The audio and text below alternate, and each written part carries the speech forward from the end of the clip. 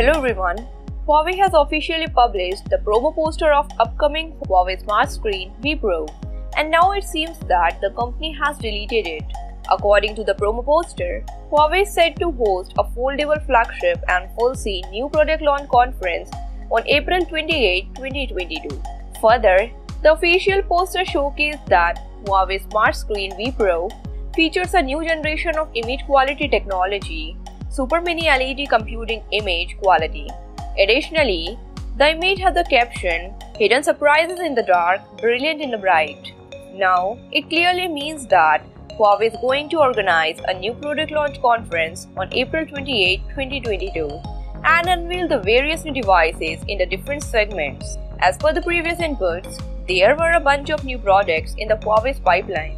Related to this, a Vivo tipster has disclosed a list of forthcoming devices which are likely to launch at April 28 event. So the expected products are Huawei Mate X2 foldable phone, Huawei Band 7, Huawei Smart Screen V Pro, Huawei Watch GT3 Pro, Huawei Router AX6 and Q6, Huawei MateBooks with the new chipsets. Aside from this, the tipster has not added any further information regarding the forthcoming product specifications.